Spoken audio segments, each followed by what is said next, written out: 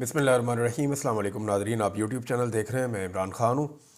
आज बहुत इंपॉर्टेंट ख़बरें हैं। इसमें सबसे पहले इमरान ख़ान साहब ने एक ट्वीट किया, उनका अपना एक स्टेटमेंट है, बड़ा डिटेल स्टेटमेंट है इमरान ख़ान साहब का। लेकिन मैंने एक चीज़ चेक की, क्योंकि मैंने पिछले वीलॉग में आपको एक बात बताई थी, तो फिर फौरी तौर पर मैंने चेक किया कि इमरान ख़ान साहब की पार्टी में जितने भी लोग दावेदार हैं कि वो इमरान ख़ान के साथ खड़े हैं और उसके नज़रिए का साथ नहीं छोड़ेंगे, क्योंकि उन्हें इस बात का पता है कि इमरान खान के साथ रह के ही वो अपनी सियासत बचा सकते हैं।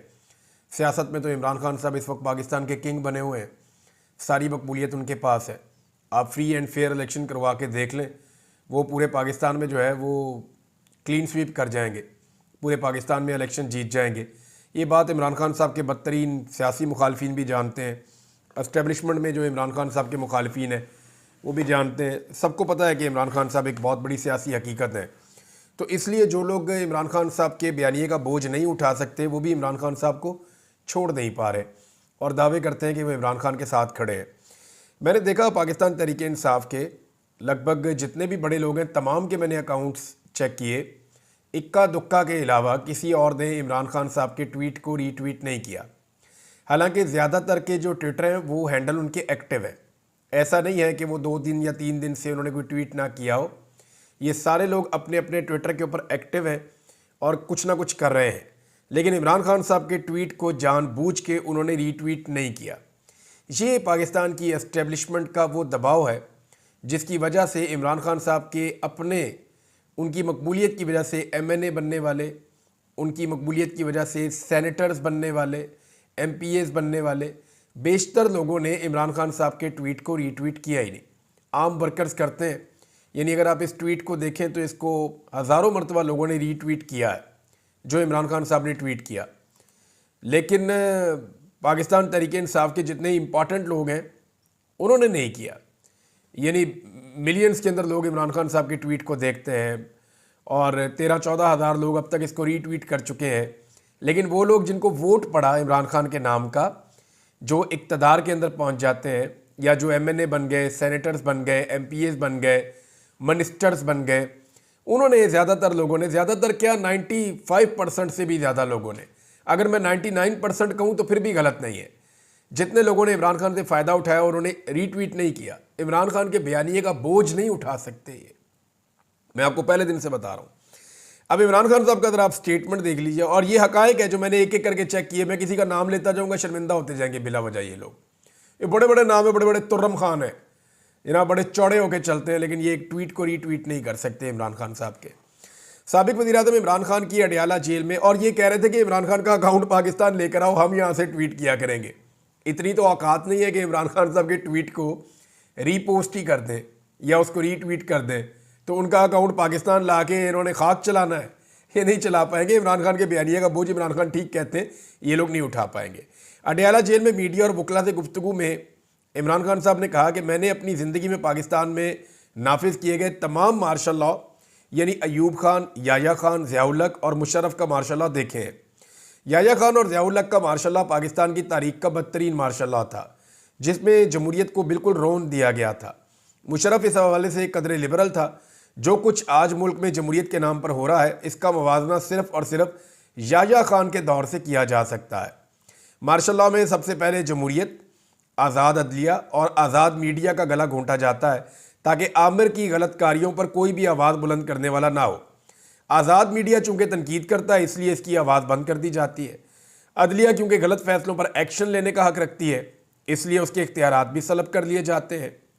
आज इस जमहूरियत की आड़ में नाफिज इस मार्शल लॉ में ये तमाम फस्ताई हरबे बदरजा अतम मौजूद हैं। ये कैसी जमहूरियत है जिसमें पाकिस्तान की सबसे मकबूल और बड़ी पार्टी के चेयरमैन का नाम तक मीडिया पर लेने पर पाबंदी है।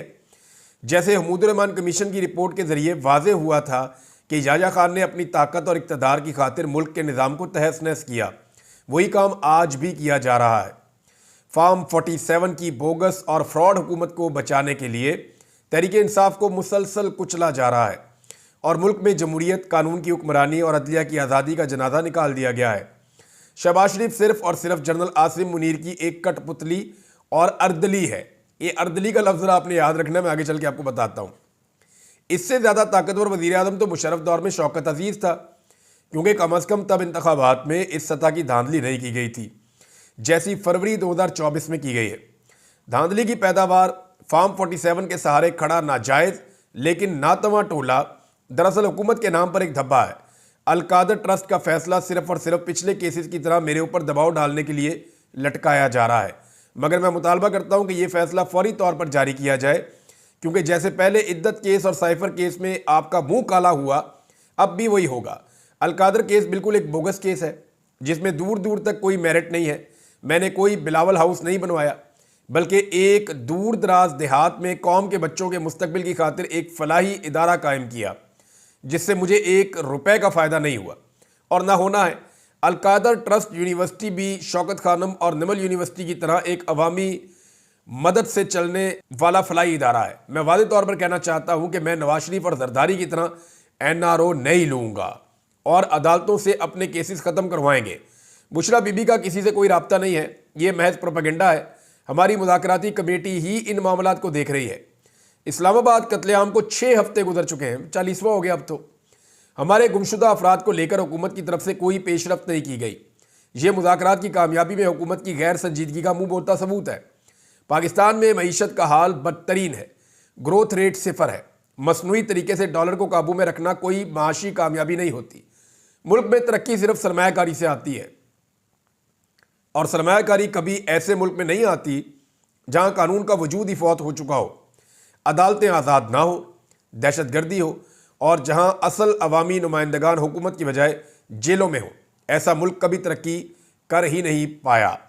ये जनाब इमरान खान साहब ने स्टेटमेंट दिया जो उनकी पार्टी ने डिसोन किया है। डिसोन करने का मतलब ये है कि किसी ने इसको रीपोस्ट ही नहीं किया, तवज्जो ही नहीं दी किसी ने इसके ऊपर। बहरहाल अर्दली का जो लफ्ज़ इमरान खान साहब ने इस्तेमाल किया, आप अंदाज़ा करें कि ये ऐसा शख्स है कि जेल से एक लफ्ज़ बोलता है और उसके ऊपर आर्टिकल्स लेके जाते हैं। ये अर्दली होता कौन है? देखें, इमरान खान साहब और बहुत सारे लफ्ज़ इस्तेमाल कर सकते थे। बूट पॉलिश वो करते रहते हैं, चेरी ब्लॉसम उन्होंने किया, उन्होंने वो गुलाम कह सकते हैं, मुलाजिम कह सकते हैं, लेकिन उन्होंने आर्मी चीफ का अर्दली करार दिया शहबाज शरीफ को। तो अर्दली कहते हैं जनाब, ये बैटमैन टाइप के लोग होते हैं। यानी ये बरतानिया से इस्तलाह आई थी, जब बरतानवी फ़ौज जहाँ जहाँ जाती थी फिर उसके साथ उनका वो कल्चर भी जाता था। वो ये करते थे अपने फ़ौजी अफसरान के साथ जो है ना वो ज़ाती मुलाजमीन रखते थे। ये फ़ौजी ही होते थे, इन्हें यूनिटों से इधर उधर से चुना जाता था। तो ये जो फ़ौजी अफसरान हैं उनके जूतों का, उनकी वर्दी का, उनकी ज़ाती चीज़ों का ख्याल रखते थे, खाने पीने का, तो उनकी खिदमात सर अंजाम देते थे। तो आज भी जो है वो पाकिस्तान के अंदर ये कल्चर है, इंडिया में भी ये कल्चर है कि फ़ौजी अफसरान के साथ उनके अर्दली होते हैं।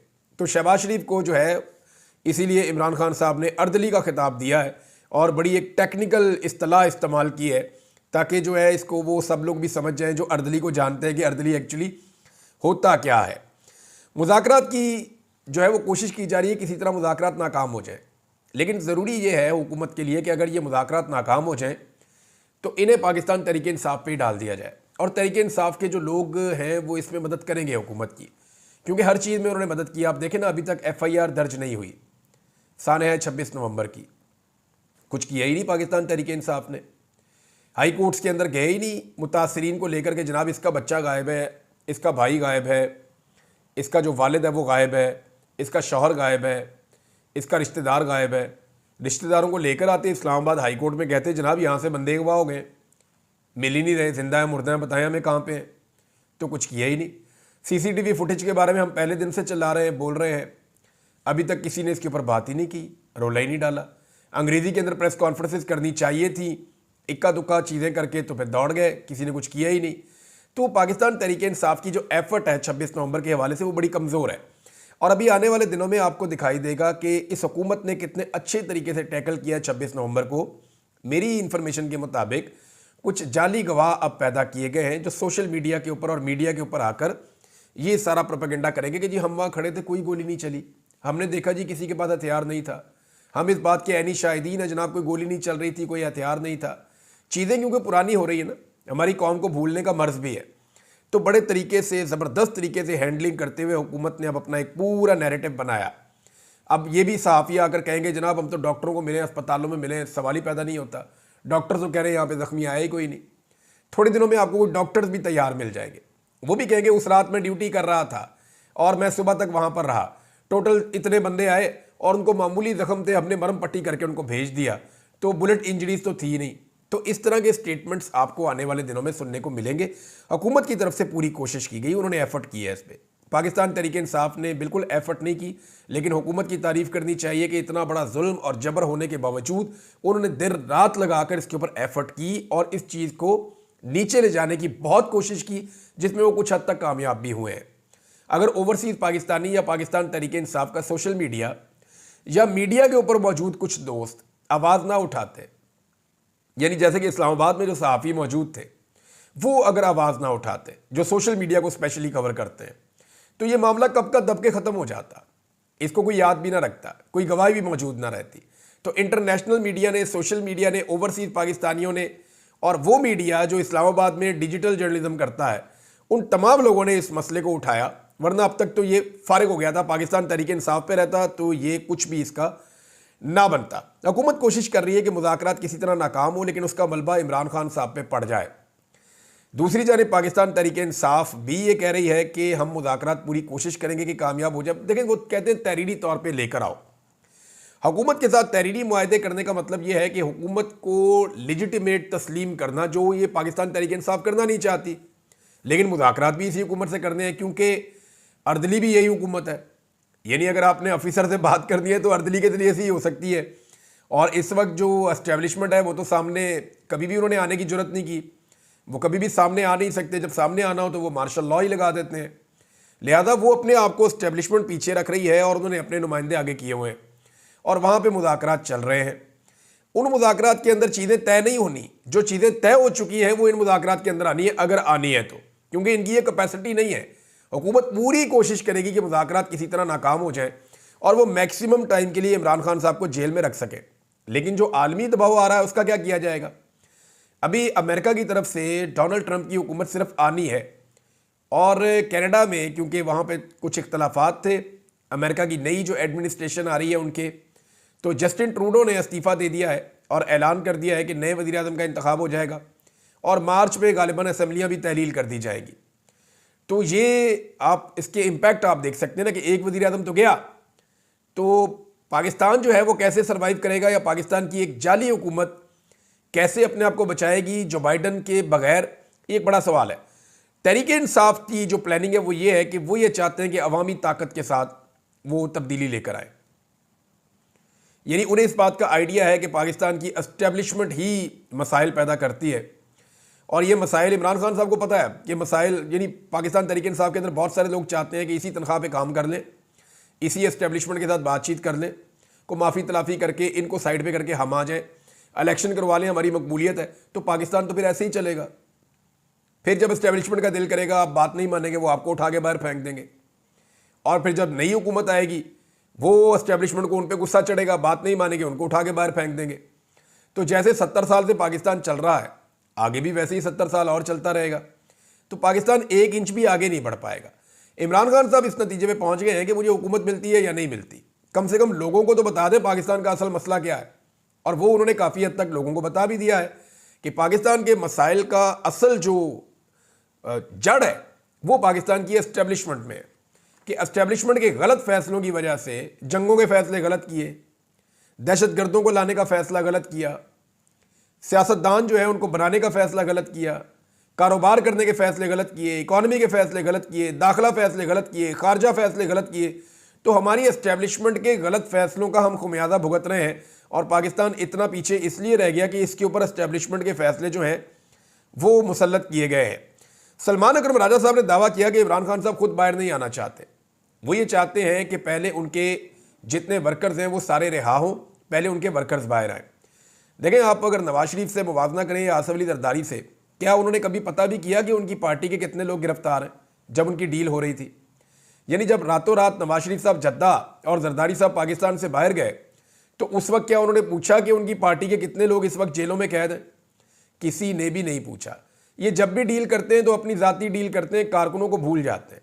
लेकिन इमरान खान साहब जेल से बैठकर ये कह रहे हैं कि जनाब मैं बाद में आ जाऊँगा, पहले मेरे कारकुनों को सबको रिहा किया जाए। और राणा सनाउल्लाह साहब ने इसकी गवाही दी। उन्होंने कहा जी फेयर बात करनी चाहिए, और फेयर बात यह है कि पाकिस्तान तहरीक इंसाफ ने इमरान खान की रिहाई की बात नहीं की, वो कारकुनों की रिहाई की बात करते हैं पहले कि जनाब पहले कारकुनों को रिहा किया जाए क्योंकि इमरान खान साहब का ये हुक्म है, और उसके बाद जो है वो इमरान खान साहब की रिहाई की बात होगी। तो राणा सनाउल्लाह साहब शदीद मुखालफत के बावजूद उन्होंने भी गवाही दी है कि बात ठीक है कि इमरान खान साहब को अपनी रिहाई की फिक्र नहीं है, वो बहादुरी के साथ जेल काट रहे हैं। और ये राणा साहब पहले भी कह चुके हैं कि हमें अंदाजा नहीं था कि इमरान खान इस तरीके से बर्दाश्त कर सकेंगे। नैब कोर्ट के हवाले से नाजरीन देखें ना, जो जज नासिर जावेद राणा साहब है ये छुट्टी पे चले गए और इमरान खान साहब का जो फैसला सुनाया जाना था 6 तारीख को कल, वो फिर नहीं सुनाया गया। अब मामला ये है कि इमरान खान साहब के जो वकील हैं उस्मान रियाज गिल साहब, वो ये कहते हैं कि रजिस्ट्रार से जब हमने रब्ता किया तो उसने लाइलमी का इजहार किया, यानी अदालती अमले को नहीं पता था कि जज छुट्टी पे जा रहे हैं। लेकिन चंद दिन पहले से पाकिस्तान के मीडिया के उन लोगों को पता था जो एस्टेब्लिशमेंट से राब्ते में रहते हैं कि जज छुट्टी पे जा रहे हैं। यानी मुझे तो ऐसा लगता है कि जज को भी नहीं पता था कि मैं छुट्टी पे जा रहा हूँ। तो जज को बाद में बताया गया, पहले मीडिया को बता दिया गया कि जज छुट्टी पे जा रहा है, फिर बाद में जज को बताया गया जनाब आप छुट्टी पे जा रहे हैं। तो जज साहब छुट्टी पे चले गए और फिर इमरान खान साहब का फैसला मुअख्खर हो गया। अब उसमें इमरान खान साहब कहते हैं मुझे ब्लैकमेल ना करें, फैसला दो मेरे खिलाफ ताकि तुम्हारा मुंह जो पहले काला हुआ मजीद तुम्हारा मुंह काला हो जाए। तोशाखाना 2 का पूरा पोल खुल गया नाज़रीन। अब इसको मैं सिंप्लीफाई आपके लिए कर देता हूँ। वो ये ऐसे है कि 2018 में ये रूल था कि जो तोहफा आपको मिलता है आप उसे तोशाखाना में जमा करवाएं या ना करवाएं, आपने रसीद तोशाखाना में जमा करवानी है। तो इमरान खान साहब ने रसीद तोशाखाना में जमा करवा दी। अब इन्होंने चालाकी ये की कि जब इनको हुकूमत मिली 2022 में तो इन्होंने रूल तब्दील कर दिया और रूल तब्दील करके इन्होंने बना दिया कि जनाब तोहफा जमा करवाना पड़ेगा तोशाखाना में, रसीद जमा नहीं करवानी, पहले तोहफा जमा करवाना है उसके बाद फिर आप तोहफा ले लें और रसीद जमा करवा दें बाद में। रूल इन्होंने तब्दील कर दिया। रूल तब्दील किया पीडीएम की हुकूमत ने और उसको अप्लाई कर दिया 2 साल पहले इमरान खान साहब के ऊपर। अब आप अंदाजा करें, एक रूल आज बन रहा है लेकिन 2 साल पहले से इमरान खान साहब के ऊपर उसको लगा दिया। तो अदालत ने यह नुक्ता पकड़ लिया। अदालत ने कहा ये तो केस ही नहीं बनता। और भाई इमरान खान साहब ने कानून के मुताबिक रसीद जमा करवा दी, उस वक्त रसीद का कानून था, उसने रसीद जमा करवा दी। अगर ये कानून होता वो इसके मुताबिक चल लेता। तो ये तो केस ही गलत बनता है, लिहाजा अदालत ने वहां पे जमानत दे दी। अब आप अंदाजा करें कि इस सिस्टम ने इमरान खान साहब पे कैसे कैसे केस बनाए। लेकिन नवाज शरीफ पे 2 केस बनो मामला फारिग, आसिफ अली जरदारी पे 2 केस बनाओ मामला फारिग। इमरान खान अगर करप्ट आदमी होता ना या बेईमान होता तो उसके ऊपर भी 2 केस बनते और मामला फारिग। सबको पता है कि इमरान खान करप्ट और बेईमान आदमी नहीं है, उस पर केस बनाने वाले लोग भी जानते हैं, एस्टेब्लिशमेंट के लोग अच्छी तरह जानते हैं कि इमरान खान बेईमान नहीं है। जब मैं एजेंसियों की हिरासत में था तो उन्होंने इमरान खान की बड़ी बुराइयां की। वहां पे ऐसे लोगों को भेजा जाता था जो इमरान खान की बहुत बुराइयां करते थे कि इमरान खान ये है, खारजा पॉलिसी के लिए अच्छा नहीं है, फलां मुल्क के साथ अच्छा सलूक नहीं किया, फलां हुक्मरान के साथ सख्ती के साथ बात की, इमरान खान जो है उसका रवैया ठीक नहीं है, वो जो है वो बंदा ठीक नहीं है, वो बात नहीं मानता, वो समझता नहीं है। तो वो इस तरह की बातें वो करते थे। लेकिन आपको इंटरेस्टिंग बात बताऊं कि एक भी बंदा जब तक मैं एजेंसियों की तहवील में था ऐसा नहीं आया जिसने आकर मुझे कहा कि इमरान खान करप्ट है। एक बंदा नहीं आया ऐसा। एक ऑफिसर मुझे बांध के भी ये नहीं कह सका कि इमरान खान करप्ट है। इस बारे में उनके पास कोई आर्गुमेंट तब भी नहीं था। तो जब आप खुद मानते हैं कि वो करप्ट नहीं है तो आप करप्शन का केस कैसे। इसीलिए इमरान खान पे कोई 180 से ज्यादा केसेस डालने पड़े। अगर वो करप्ट होता ना तो ये एस्टेब्लिशमेंट सिर्फ 2 केस डालती, जैसे नवाज शरीफ के ऊपर एक डाल दिया, एक जरदारी पर डाल दिया, काबू आ जाते हैं फौरी तौर पे। जो करप्ट लोग होते हैं ना उनका करप्शन का केस बन जाता है, वो काबू आ जाते हैं। इमरान खान करप्ट आदमी नहीं है, उस पर करप्शन के केस इन्होंने डाले, इनको पता था काबू नहीं आएगा, लिहाजा उनको 180 से ज्यादा मुकदमे इमरान खान साहब पे डालने पड़े। ये भी एक वर्ल्ड रिकॉर्ड हो गया और पाकिस्तान का जबरदस्त रिकॉर्ड लग गया है। अब हुकूमत को इस बात का आइडिया है कि इनकी कहानी खत्म होने वाली है, तो कहानी खत्म होने से पहले वो जल्दी जल्दी एक बयानिया बना रहे हैं कि जनाब हमने महंगाई बहुत कम कर दी है, हमने कर्जे नहीं लिए, हमने महंगाई बहुत कम कर दी है, हम कर्जों में कमी कर रहे हैं, हमने मईशत बहुत ऊपर उठा दी है।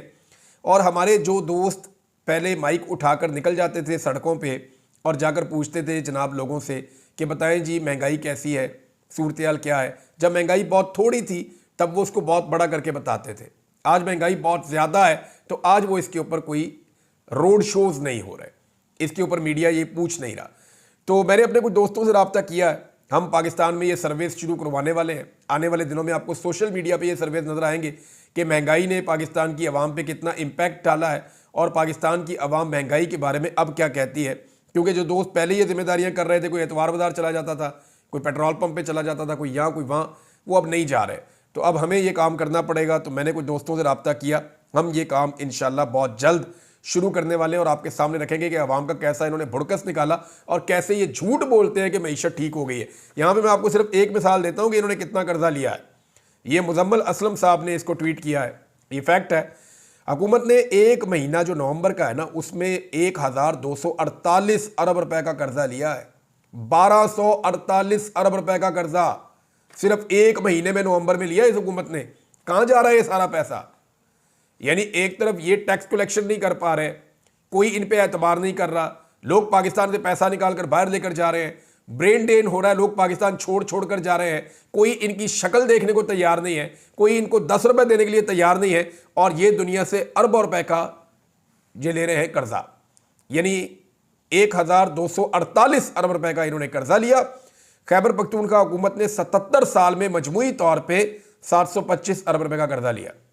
यानी जितना कर्जा खैबर पख्तूनख्वा ने 77 साल में लिया ना पूरे सूबे ने, इन्होंने उतना कर्जा 20 दिन में ले लिया, नवंबर के पहले 20 दिनों में।